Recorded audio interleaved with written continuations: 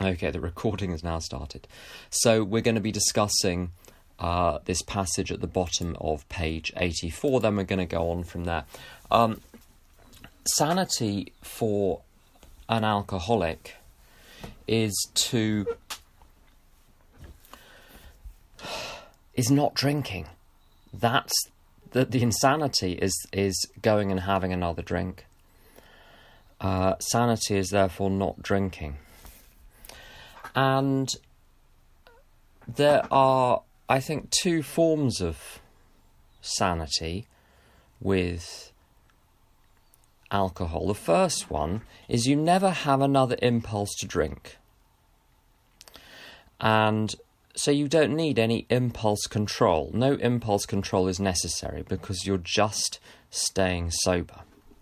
And this applies also to other things. This would apply with a sex addiction. This would apply with all sorts of things. We'll come to the specific Al-Anon and S-Anon application of it in a bit.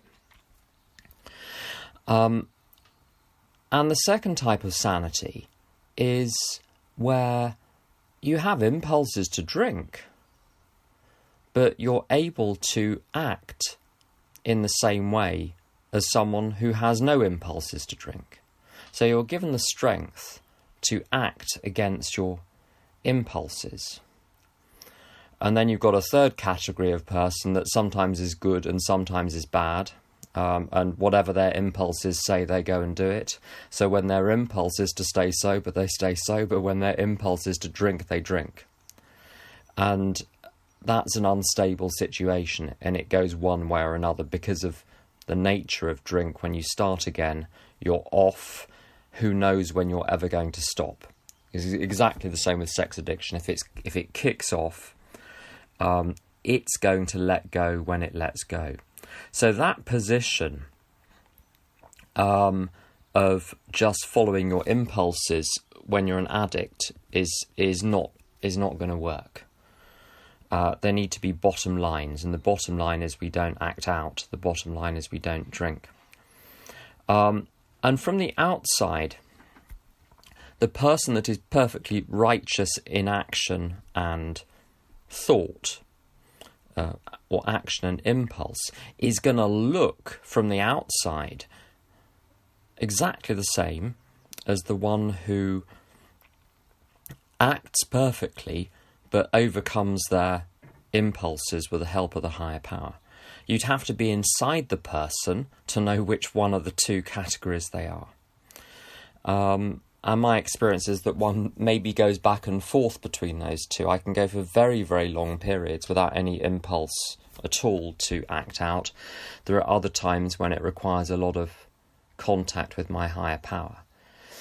And I can never tell when those times are going to be, so I've got to have the contact with the higher power 24 hours a day. One has to be prepared for the unexpected. What the book says, however, I think it really does say this, we will seldom be interested in liquor. And that's like the person who has no impulses and so just acts right the whole time. And then it says, if tempted, so we are tempted. So make up your mind, are you not tempted or are you tempted? Well, okay, so occasionally you're tempted, but then a higher power comes in, and the higher power is the recoiling from it as if from a hot flame. We react sanely and normally. Now, if you're tempted, that's not the reaction. The reaction is how I respond to the temptation. So I'm not responsible for the thoughts that pop into my mind. I'm responsible for how I react to them. And reacting sanely and normally to an evil impulse is not necessarily going to be elegant or pretty or calm or pleasant, but it's going to be sane. If ever you've burnt yourself and jumped back, it's not graceful, it's not elegant, but you jump back.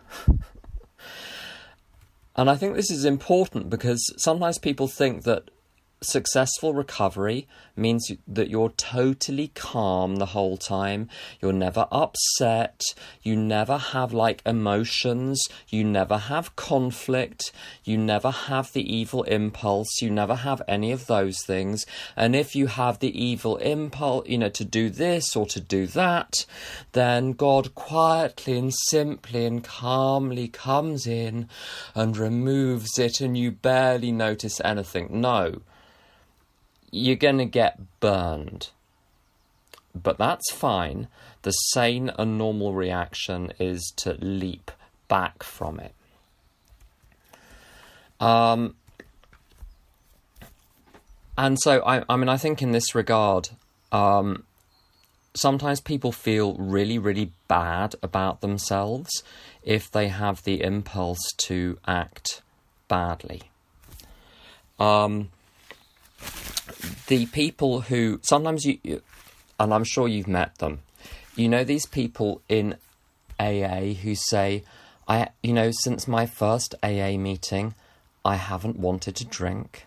And in AA, it's very common for people to come into AA and stay sober forever, and they don't have any slips. It's very common. Not universal by any means, but it's very common. My observation amongst friends who go to non-chemical addictive process of fellowships, so SA and SLA and OA and all of those, is that, I'm sure my friends in this room who go to OA would agree, there are very few people who since their first OA meeting have never had processed flour or sugar. That's pretty rare.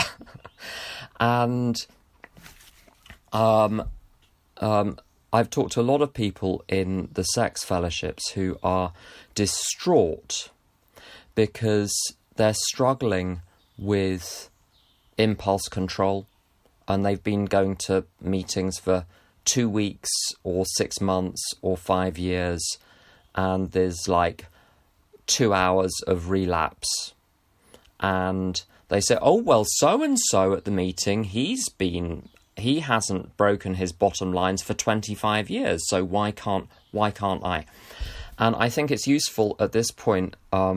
There's another book, it's not the big book, but it is another book where there's reference to the fact that there might be a couple of tzaddikim per generation, not many more than that. Most people are the Benoni, and even if you, and it's okay. It's okay if you're the person that has to battle for the rest of your life with impulses. You're doing really well. This is not a sign of failure, because we don't get to pick.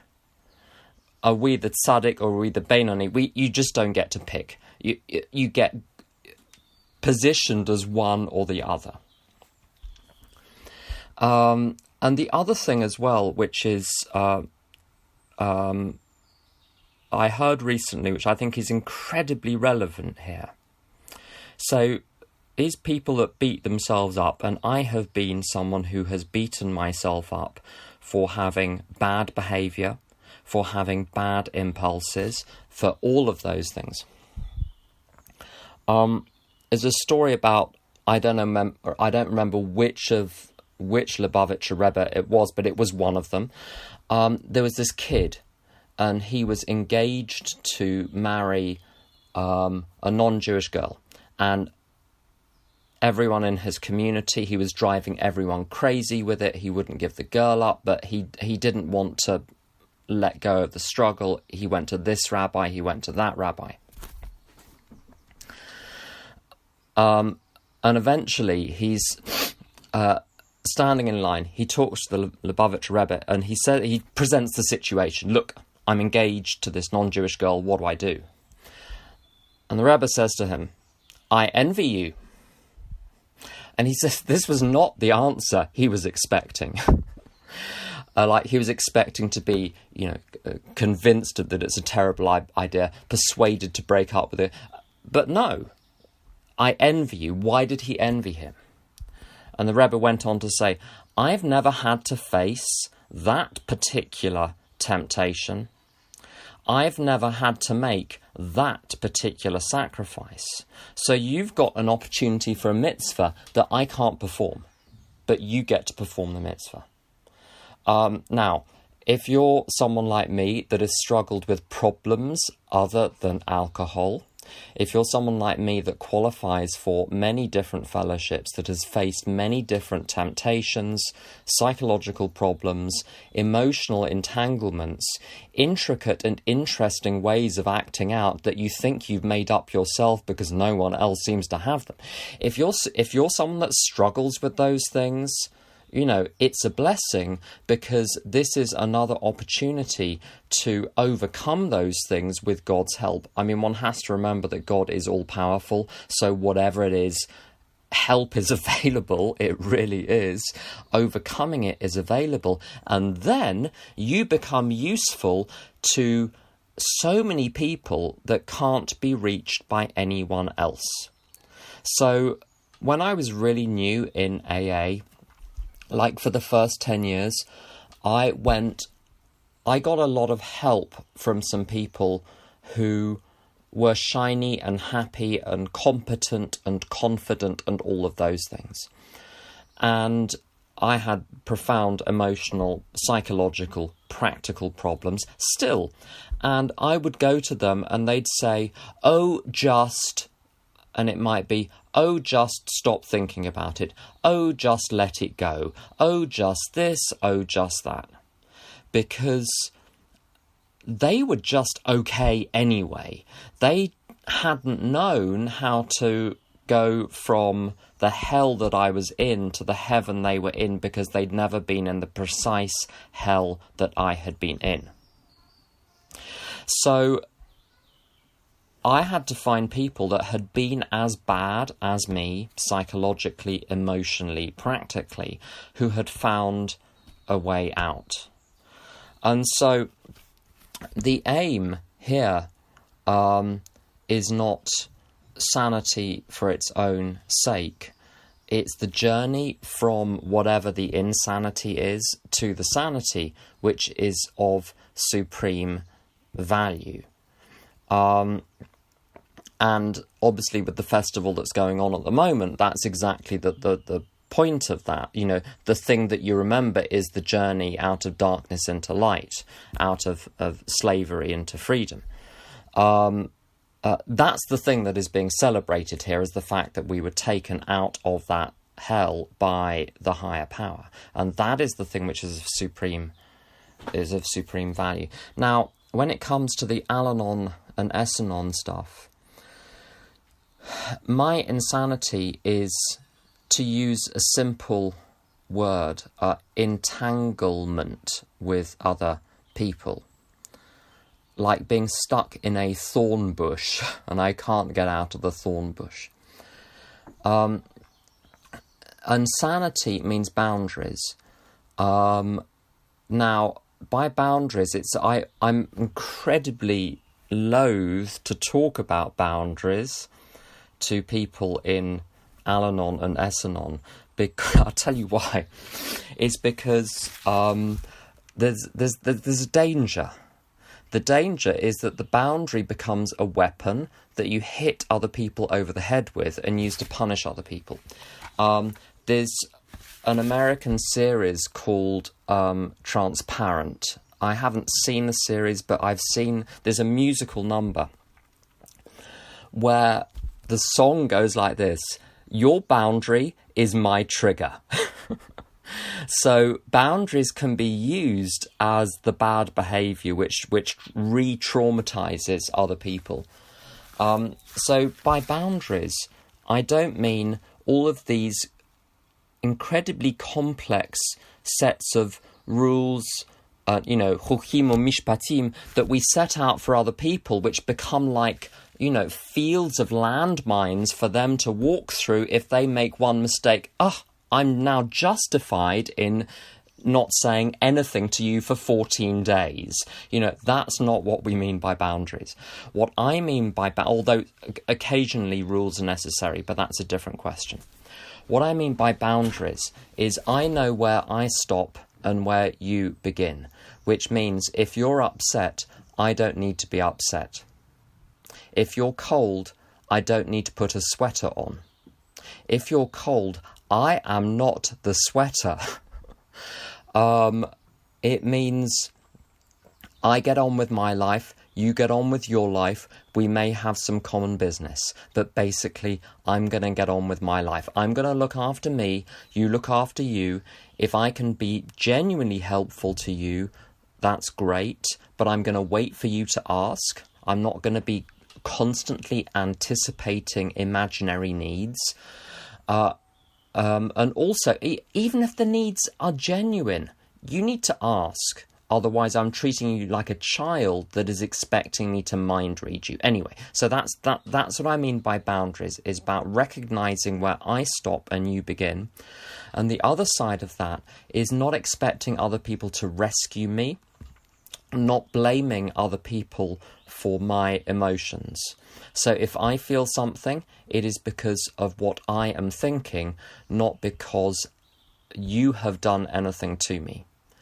There's a scene from the American comedy series Friends where the Jennifer Aniston character, Rachel, is teaching Joey how to sail. And she's a very competent sailor. He's terrible. And she starts to get cross with him, and then she starts to get angry with him. And he says, "Stop yelling at me." And she said, "I'm not yelling at you. I'm yelling near you." So boundaries means not taking stuff personally. Now, to actually implement this in my life, that this sanity, by the way, one point about sanity kicking in, I still have all the same impulses that I've ever had. They occur, the negative ones occur less commonly, but they still arise, right? Tom says that for every year of recovery, you get 1 second of pause time before you react. And so now I've got 27 seconds of pause time before I need to react to something. And I was on the phone to... My mother is 1,000 years old, and I was on the phone to her doctor... Seriously. And I was on the phone to her doctor's surgery, one of her many doctor's surgeries, a year or two ago. And there was some... They had... these systems which are like, the Austro-Hungarian Empire's administrative system in the late 19th century that, Kafka ended up writing about. They had one of these systems that was impossible to negotiate, and I was trying to get, I don't know, something for my mother, an appointment or a callback or something. And they were just impossible. And I started to pause. And as I say, I think I then had 25 seconds of pause. And in fact, I was pausing for so long, she thought I'd gone and she put the phone down. So you've got to be careful with pauses. Sometimes the pause is so long, they think you're literally dead. But there's a pause. There's a pause before I react. And the longer the pause, the more likely it is, the more room there is for the higher power to come in. And what that sanity looks like, what those boundaries look like, is effectively the application of the traditions. And some basic ideas behind that particular form of sanity. Tradition 5 is about primary purpose, which means in any situation, I'm concerned with, well, what is my mission in this situation? What is my objective? The objective might be to cook the dinner at a reasonable time. The objective might be to agree where to go on holiday. The objective might be to decide when to go and see my mother. Well, it doesn't matter what it is. The objective in a class with students is to progress through the text that we're discussing. Now, if you're in a situation with human beings, most human beings throw in ideas and thoughts and emotions and reactions which have nothing to do with the task at hand, which have nothing to do with the situation. And you've probably noticed this either with your sponsor or your sponsee, where you discover that you're having a different conversation, where you give your sponsee a task to do. The sponsee phones up, 7 weeks later. It was a one-day task, but they phone up 7 weeks later. And your conversation starts like this. So, fire away. Tell me what you came up with. And what you're expecting is the answer to the riddle. Whatever the task you gave them, you're expecting them to present the answer. And instead, it's, 3 days ago, my neighbour came into my front garden and wait. We're having a different conversation here. We're supposed to be having the conversation, tell me the results of the exercise you did. Whereas they're having the conversation, trying to get me to forgive them for taking so long to do the exercise. And if I understand all the details of the circumstances of the person's life, then I won't be angry at them. I will withhold my anger. Then they won't need to feel so bad about themselves. They have a different mission in the conversation to me. So part of the boundaries is tradition 5. What is the purpose of this conversation? What is the purpose of this exchange? And not to let yourself get distracted by all of the incoming emotional missiles. But at the same time, and this is why tradition 5 and tradition 1 I think go together so well, is because tradition 1 is about common welfare, with personal welfare coming a very, very close second. Which means that, let's say with a sponsee, the job is for us to get through the steps. That is the common welfare. Any secondary purpose that I have or you have is irrelevant here. I've got to keep us unified in this mission. Now, what that means is, if people want to talk about other stuff, we can maybe do that at the end. But the main thing is we've got to get the mission done, but I've got to stay unified with you. So I've got to do it in a way, hopefully, which won't upset you, which won't alienate you. And the phrase which someone taught me a long time ago is gently but persistently. And I think I've mentioned this before, taking a dog for a walk. You can do this with your own mind. You gently and persistently bring your mind back to the subject matter it is supposed to be engaging with. And it's the same when I'm having a difficult conversation with someone and it's veering off track, to gently and persistently bring it back to the topic that is being discussed. Second type of boundary is the interface with other people. This notion of, I've got my own space, you've got your own space, we have a common space. And what I do in my space is my business, what you do in your space is your business. What we do in the common space is governed by tradition 5, what's our purpose, and tradition 1, staying unified. Let's see what else. Can I just ask at this point, does anyone have any questions or comments, or would like to share, or would like to tell a story, or would like to say what happened yesterday, or whatever else? Would anyone like to say anything? Just feel free to. Yes. Can you hear me? Yes. Okay, hi, Al. So I have a question. You mentioned that the whole idea of being two separate entities in terms of boundaries, and basically not doing for somebody else what they can do, but yes, to genuinely help when help is needed. but to let them ask. My question is what if you can, because I'm a mind reader, I can tell. No, I'm joking.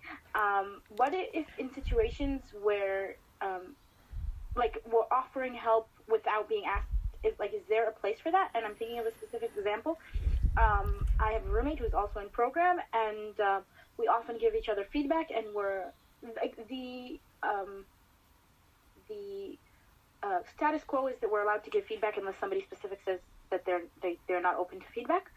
And I woke up and she was going through something and she was going a little cuckoo, and I came up and I talked to her and I said, like, maybe it's better to sleep on this and we'll come back to this tomorrow.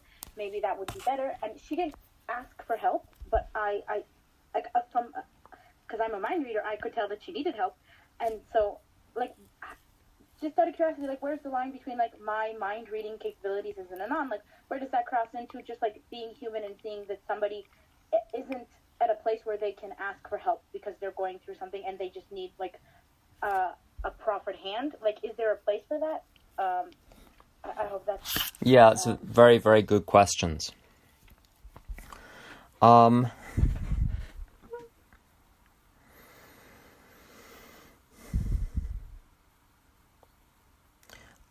I've spent a lot of time with Anons, partly growing up with some Anoni people. I was at a boarding school and there were some Anoni people buzzing around being helpful. And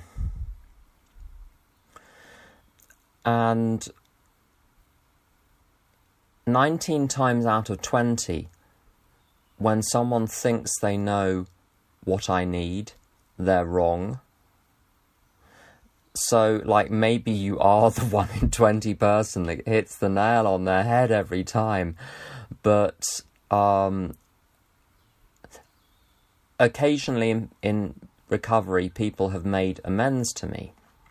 And again, in amends, people, if it's not handled properly, people will communicate how they anticipate I'm going to react to the amend, and always wrong.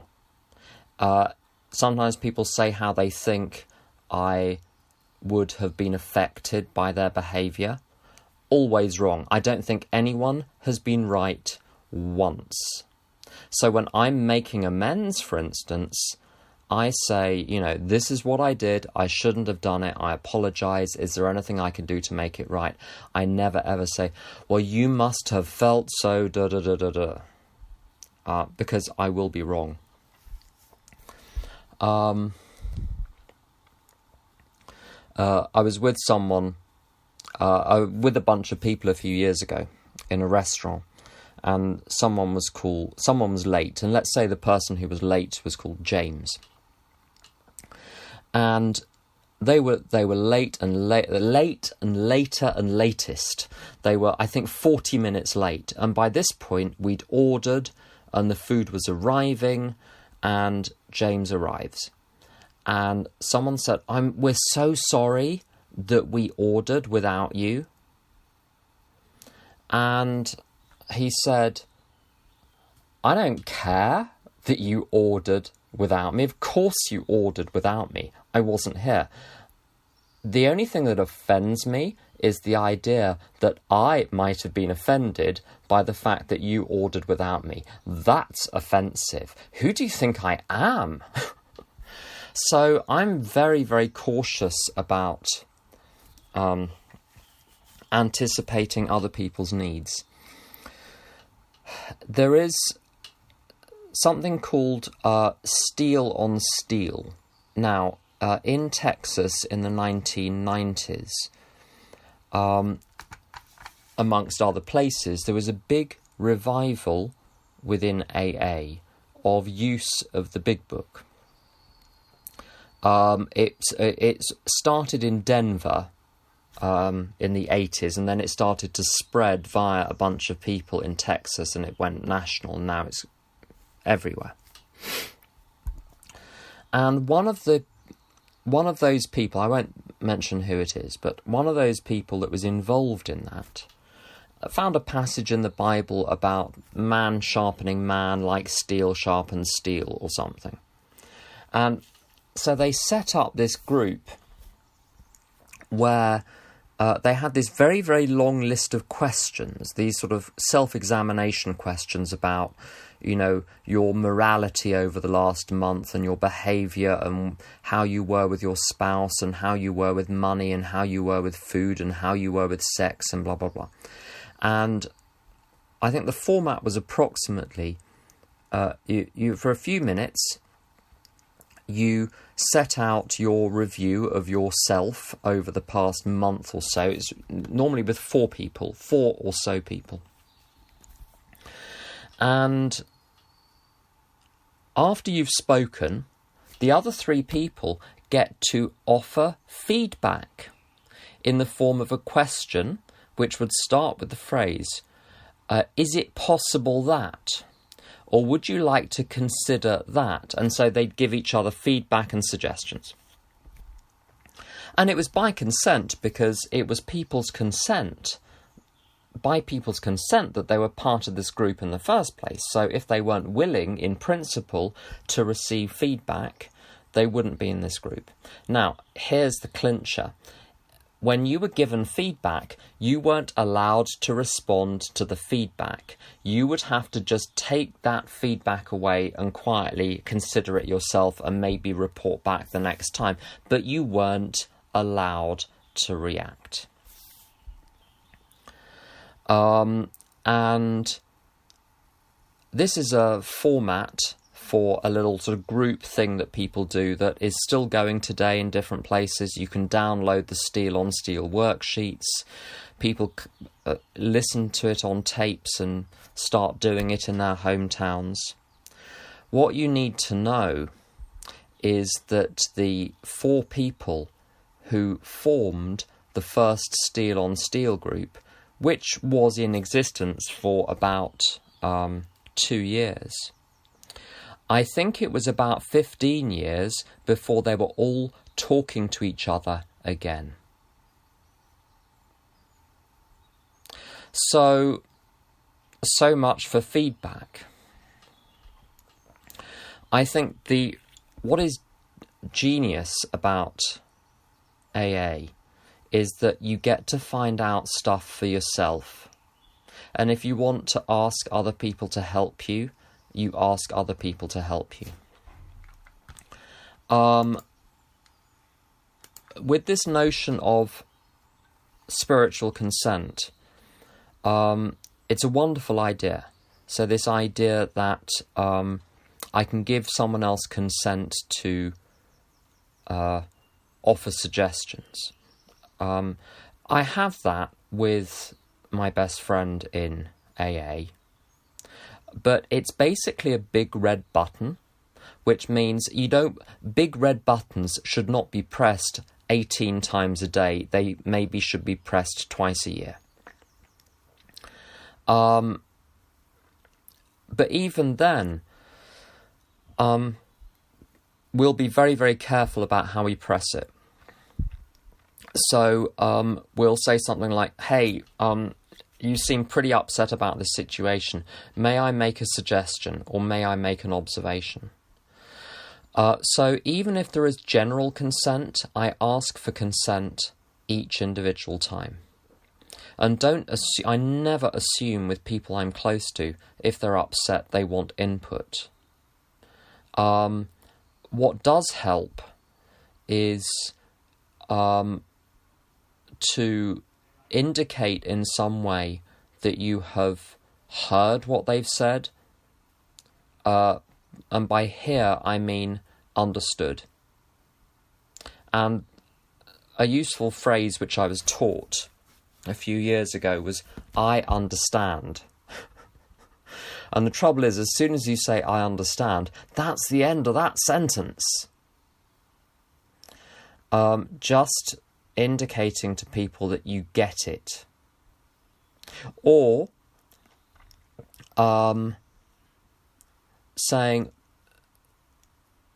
tell me more, keep going, inviting people to continue sharing. if they ask a question, then I might give an answer. I've noticed with friendships in AA, when there is like universal blanket spiritual consent to point stuff out whenever you want to, maybe there are exceptions, but often those friendships don't last all that long. And I have to say, I went through some stuff last year, and let's not go into details, and sometimes I would be speaking to my best friend late at night, 10 o'clock, and I just need to vent for 5 minutes. And sometimes you just need to vent, and you don't want anyone to fix it. You know how to fix it yourself, but you need to pull the chain. So you need to get out all of the stuff that you need to get out, and you don't need someone to play doctor. But the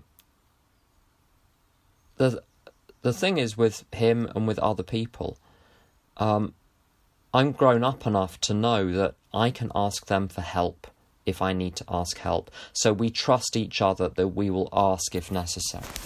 There's a little queue of people that would like to say something. Osher, would you like to come in? Yes, hi. Thanks so much, Tim. I'm Osher. I'm an alcoholic, food addict, and a grateful member of Al-Anon. And I just wanted to share a couple of things that have so helped me with this idea that Tim shared of kind of knowing where I end and the other person starts. For me, that's a little bit too exact, but just having a sense of who I am and a sense of the fact that there even is another person and that they're separate from me. And the two things that have helped me in that regard immensely are having a very clear sex ideal and having an 8-step sane and sound ideal. And both of those I read regularly so as to remind me. And recently I was in a difficult conversation with someone who's on my 8-step sane and sound ideal. And I took out the sane and sound ideal while we were on the phone and reread it so that I could be clear as to what my role was to be in that conversation. And it was very, very helpful to me. And also very, the reason I took it out was because I didn't want to do that. I wanted to do something else. And I needed a really good reminder of what's actually going to work. So thanks. Thank you. Sarah Rivka, would you like to contribute? Can I ask a question? Oh, hi. I'm just asking Sarah Rivka to contribute first. Sorry. Chaya, I'll come back to you in a moment. Sarah Rivka is about to say something. Sarah Rivka. Hi, I'm Sarah Rivka, a grateful member of Al-Anon and other stuff. Glad to be here. I love the topic, the conversation. It's wonderful. I just want to say that there's a game that people play that was played in my family of origin, and it's guess why I'm mad, or guess what's wrong with me. And for me, anytime somebody else is upset, this is an invitation for me. I start to play the game. They might not even be playing it, but I start to play it. I see there's something wrong in them, so I need to fix that. And I can if I don't pause and not do that, then I'm tempted. Anyway, I'm tempted to say, is everything okay? Is there anything you want to talk about? And I have to be very careful with that, because that's a game that was harmful for me, and I don't want to play it anymore. That's one thing I wanted to say. And the other thing is that, in my experience, when I share something that's wrong with me with another person, and when other people share with me, I have the same thing. There's a filter, and people are hearing me, and then they're thinking, well, how was that? Like, am I like that? Do I do that? Do I feel like that? And the same way, when I listen to somebody else, I'm thinking, oh, I felt that way yes, I'm identifying, or I don't get that. But the filter is me, and that's one of the forms of selfishness that I have to look for. The only safe thing for me to do is just to listen. And then the minute that, once I start saying, and I will say to somebody, do you want feedback? Would you like to hear my experience?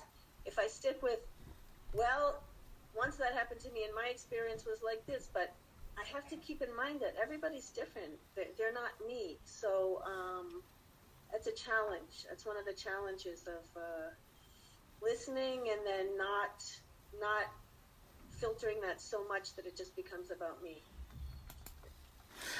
Thank you. A couple of things I'd like to add on the back of that. I think that was very helpful. The first one is that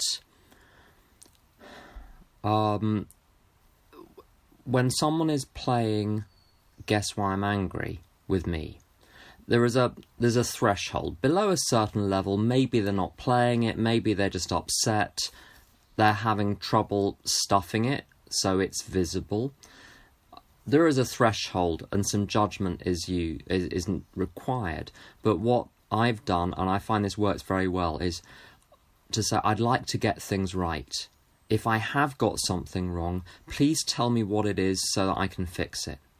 And I'm just going to leave it in your hands to let me know when you want to, if I've done something wrong, and what it is and what I could do to fix it.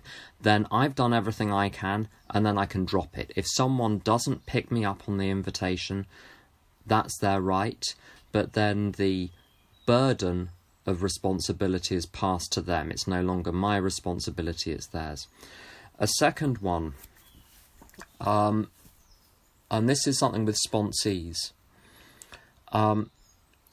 I don't know if any of you have ever had a sighing sponsee. So you make a suggestion, or you make an observation, and you hear an audible at the other end of the phone. And I don't let that go anymore. A sponsor-sponsee relationship is a different type of relationship. There is more general license. And what I've said to people is, when they sigh like that, is sometimes people use sighs to communicate their dissatisfaction with something. Are you dissatisfied with the exercise or observation or comment I've just made? And it gets people to, if you want to say something to me, say it. If you don't want to communicate it, stuff it. But you got to pick one. You can't let half the cat out of the bag. If half a cat is out of a bag, you know approximately what the other half of the cat looks like. You know the precise details of its face, who knows, but you know that the other end of the cat is a cat. The other end of the cat is not going to be a birthday cake or an avocado, it's a cat. So if you're going to let part of the cat out of the bag, you let the whole cat out of the bag. Yara, you had a question. Hi, everybody. Thank you, Tim. I've got this question about, thank you for saying that all the steps and everything is a kind of a journey. And I remember myself calling to my sponsor and saying, well, I think I'm a bipolar because for 2 days I'm happy and then again I'm not happy. What's wrong with me? I thought that being in recovery means that, whoa, you have to get all your things fixed and you all the time happy. And also, I heard it in messages that I'm hearing. I heard it that if your life is not happier, so why would you stop drinking or acting out, whatever? And that was my impression. And I think that ever since I came to this program, well, generally I'm living a happier life, but I can't say that joy, happy all the time. And I kind of say it sometimes in groups that I'm coming to, and there are people that are like happy, joy. And if you're not happy, joy, so something you must be doing something wrong. And I don't know why this is my impression. I'd like to, if you can say more things about it, because sometimes I feel like I'm offline with this. Thank you. Okay, I think those are some very valuable observations there.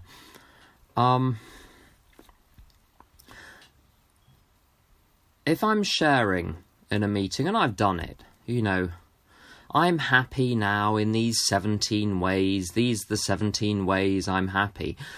When I'm talking about that, I'm still talking about me. I'm still talking about me as a consumer.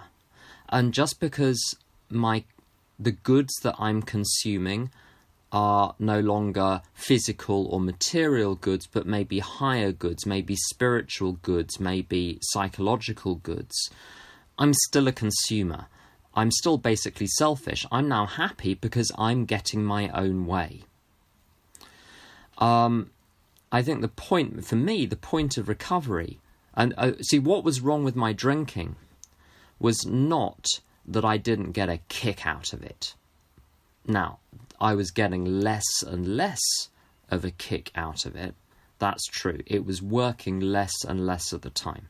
But the real reason why drink had to go, because it was standing in the way of me living a satisfactory life. And it talks in the big book about the most satisfactory years of my existence lie ahead. It doesn't say the happiest. It says the most satisfactory. What is satisfactory? Tradition 1, the common welfare. Now, common welfare naturally benefits me, so common welfare tends to be a win-win situation. What is good for the group is good for the individual, by and large. But the point of my recovery is to live in a way which is satisfactory, not just because I'm happy, but because I'm making a satisfactory contribution to the world around me. And the byproduct of that is that I'm probably going to feel better most of the time, or some of the time. But that's not the point of it. That's not the measure of a satisfactory life. If you made a list of the top 50 people you admire in history and in society, and then you made a list of the top 50 people, the top 10 people you've ever met who were cheerful and just happy, the 10 most cheerful people would not necessarily be on the list of the 50 people you most admire. In fact, a lot of the people that one admires hugely have had incredibly difficult lives. And, you know, you say to someone like me, would you have swapped places to have been any of these great people? The answer, without hesitation, would have been yes, even though I might have been unhappy, because my life would have been worthwhile. So it's not about happiness. Happiness is a byproduct, and of course it's nice to be happy, but it's not the point. An acquaintance of mine is a philosophy teacher, and he actually makes a living out of philosophy, which is a very rare thing to do. And he goes around to schools and teaches 7, 8, 9, 10, 11, 12-year-olds some basic ideas in philosophy. And one of the things that he does with them is so-called thought experiments. And one of the thought experiments is this. To say to these 7-year-olds, you have a choice. Option number 1 is we can put you in a room and we'll sit you in a seat, we'll hook you up to a machine which pumps chemicals into your bloodstream 24 hours a day so that you are blissfully happy for the rest of your life, for the next 70 years. You won't go out, you won't do anything, you won't go to school, you won't learn anything, you won't have any interactions with other people, you won't have any you won't have it, but you won't have any pain, you won't have any suffering, none of your bones will ever break, you'll never get ill, you're just, or if you do, you won't notice, you're just going to be happy. Or option number 2, you get to live a normal life. Some things will go crazily well. Other things will go crazily badly. You'll have happiness, you'll have joy, you'll have misery, you'll have anxiety, you'll have depression, you'll have happiness, you'll have joy. Who knows what's going to come next?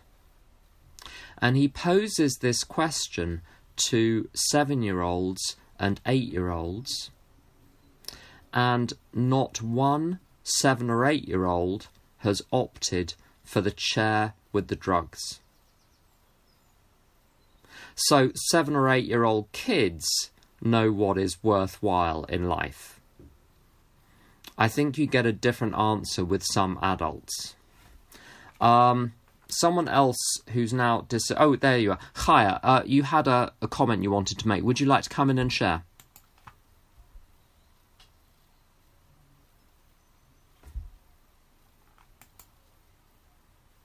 Hi.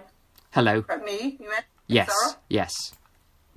So I just wanted to piggyback on Muzzle's question about the roommate, just to be very crystal clear.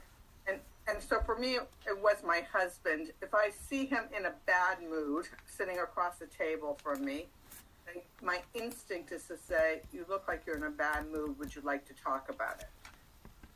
And that goes into, and then we have a whole conversation about his bad mood, and I'm feeling, which is my thing, like I should help him out of his bad mood. So that's one scenario. That's one. Should I ask? I have 3 questions. They're all related. Should I say them all, or should I do one by one? Ajay, I'm just going to reply on that particular point. What you're doing there is what I do, which is I invite the other person to share further, and if both of us are happy to continue, we continue. But that's how I start those conversations. What was your second question? Okay, so I have a friend who's an Al-Anon. Like we're friends first, and now we're both in Al-Anon. So if I know she's going through a hard time, not because of life circumstances, let's say someone has the Carnova disease, can I call up? Because I was just wondering about this whole thing about initiation. When I see someone having a need, or I think somebody's having a need, to initiate the call versus someone with the need initiates. That's really what I wanted to have clear. And is there a distinct separation between someone who is in program, so there's a structure, or someone who's a friend and in program, so the structure is not so clear? And what about in real life when someone's not in program? Are these principles that apply, are these principles that we're learning are life skills or program skills? Or how do they, because I tend to be a rescuer. And I like it. It gives me a sense of meaning. Yes, and it gives you all the power, and then you don't have to look at your own stuff because you're so busy with other people's. It's helping is delicious. And the wonderful Anne Lamott says, "Don't get your help all over people." And help is the sunny side of control. So those are very good questions, because as with most things in AA, it's really simple. Just don't drink and go and help someone. In Al-Anon, in the Anon fellowships, a lot more subtlety is required. So I have a spectrum of responses to people in need. At one end of the scale, with people in recovery, I will almost always leave them to ask for help or reach out. I remember, and this is partly because of my own experience when I was very new. When I was very new, I was 21, and I was adorable, hard as it may be to believe that now, adorable and immensely manipulative and I managed to wrap some old-timers and people in AA round my little finger, and I wouldn't have to leave my bed in the morning, and in the telephone calls would pour. And I could keep people on the phone for a long time. I mean, you know, the tip is all you have to do is threaten suicide once or twice and you're good for another half hour. And I didn't need to, as I said, I didn't even need to leave my bed except to get a cup of coffee. And these people, they appeared to me to be my servants. Something flipped when I met some old-timers whose deal was, we're at this group on this day. If you want help, show up there. If you want to call, call. I don't return calls. You'll have to try your luck. So the responsibility was mine to go where the recovery was. With this reaching out business to people if I know they're in trouble, something my sponsor's old sponsor would say is it's never wrong to do the loving thing, but the question is, why am I doing it? And sometimes I'm doing it because I'm nervous about what they're going through and I don't like being left out of the loop, and are they going to hate me if I don't call? Are they going to think that I'm really bad for not calling and all of that sort of stuff? When I know people are struggling and I launch in and start phoning and start asking. A friend of mine relapsed a few years ago. She's been relapsing for a very long time. But I mentioned that to another friend who we'll call Andrew, that I'd seen her at a meeting, and Andrew was a very, very old friend. So I said to Andrew, why don't you give her a call? I mean, she's obviously having a really hard time. And so Andrew called her. And I think that the initiating incident was there'd been a newspaper article where things had got very, very public in relation to her drinking. So that was his way in. And he phoned up to offer help, assistance, whatever. And there's a phrase in AA. Whenever anyone anywhere reaches out for help, I want the hand of AA always to be there, and for that I'm responsible. And I spoke to him afterwards and he said, the hand of AA got frostbite. And that's been my experience on many occasions when I reach out to someone who hasn't asked me for help. People are usually, not always, usually polite. But the fact is they hadn't called me. If they wanted my help and my input, there's nothing wrong with their dialing finger. They didn't want it, or they would have called. Now, the one exception to the foregoing is, particularly with family members, most of my family are in varying degrees of slow disintegration, rather like the all of those ancient Roman monuments in Rome. Well, you know, from one year to the next, you may not notice much difference, but basically it's only going in one direction. Now, with people in my family, there are some people that just don't have the skill of reaching out, will never have the skill of reaching out. I'm not going to be the divine instrument of justice to help them learn the lesson. I just do the right thing, reach out. But I'm hesitant to do it in recovery. When I do it, when I get a very strong impulse, it's often in my step 11 in the morning. That is the time, if I've done my prayers, if I've read my passage, if I've been praying, and the person shoots into my mind. That's often how I will reach out to someone.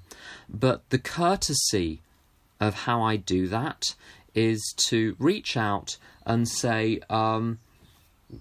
hey, you just popped into my mind, would you like to go for a coffee this week?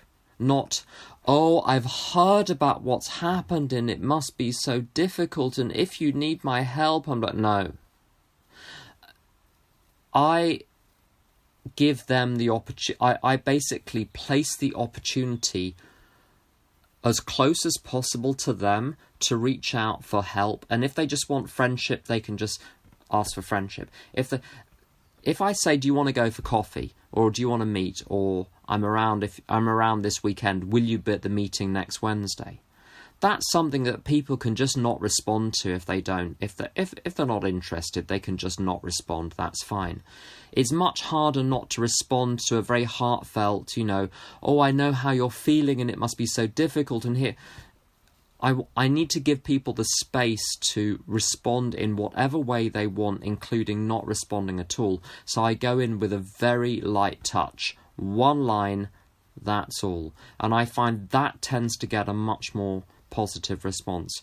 When I'm having a hard time, I often feel very embarrassed about the fact that I'm having a hard time. And so I quite like it when people give me the dignity of choosing if and when to ask for input. So I extend that dignity to other people. Hi, Sarah, do you want to... was there a third... I think there was a third question, wasn't there?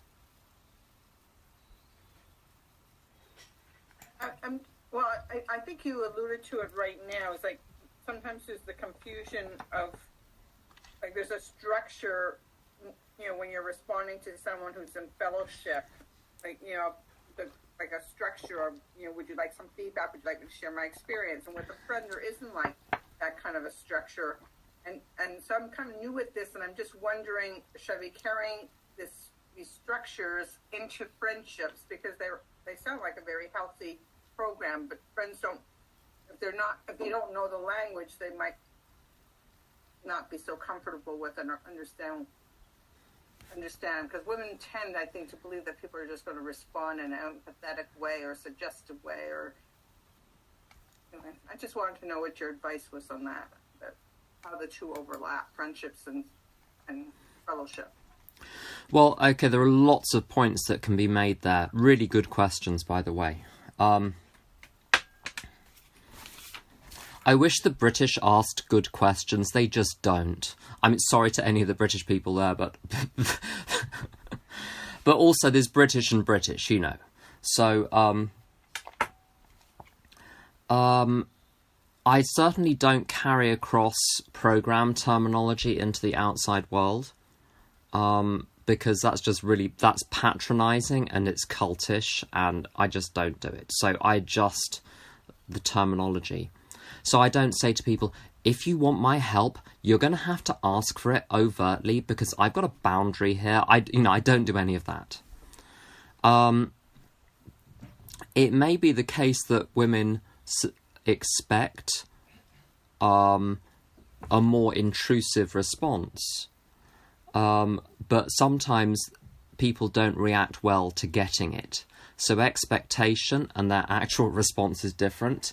And I'm gonna post a link to a video called "It's Not About the Nail."